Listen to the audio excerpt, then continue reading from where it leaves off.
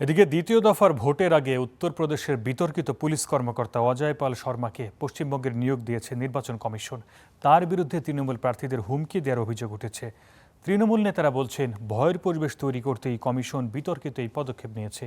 তবে বিজেপির দাবি, হেরে যাওয়ার ভয়ে পুলিশ কর্মকর্তার বিরুদ্ধে অভিযোগ তুলছে তৃণমূল কংগ্রেস।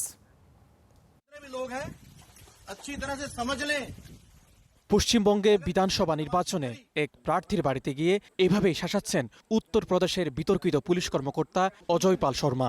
নির্বাচনী উত্তেজনার মধ্যে এবার এই পুলিশ কর্মকর্তার ভূমিকা নিয়ে রাজ্যের রাজনৈতিক মহলে তৈরি হয়েছে তুমুল বিতর্ক।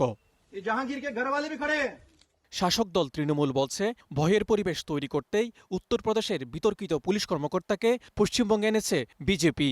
অজয় পাল শর্মার বিরুদ্ধে একাধিক অভিযোগ তোলে নির্বাচন কমিশনের গ্রহণযোগ্যতা নিয়ে প্রশ্ন তুলেছে দলটি।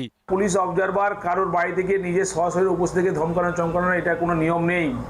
ইলেকশন কমিশনের কোনো নিয়ম নেই।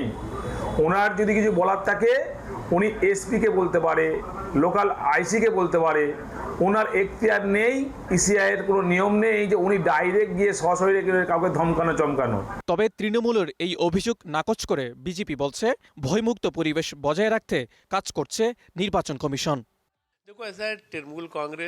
তৃণমূল কংগ্রেস ভালোভাবে জানে নির্বাচনের প্রথম ধাপে তাদের আসন অর্ধেকের মতো কমে গেছে, আর দ্বিতীয় ধাপে তারা পরাজয় বরণ করতে যাচ্ছে।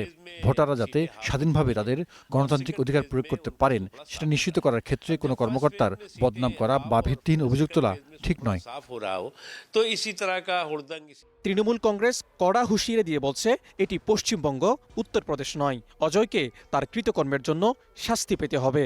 আমাদের নজর আছে আপনার ওপরে, আপনি পালিয়ে বাঁচতে পারবেন না।